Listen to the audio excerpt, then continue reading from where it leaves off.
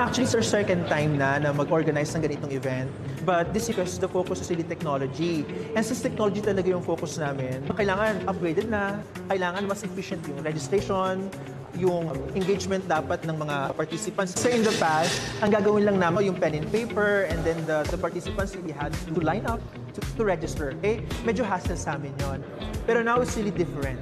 Much faster. And from the point of view naman ng participants, mas engaging and then try yung interactive na games. Pero if you want really quality, then an efficient way or method na yung magawa yung registration, I think it's really a good choice na talagang mag-partner sa isang tech.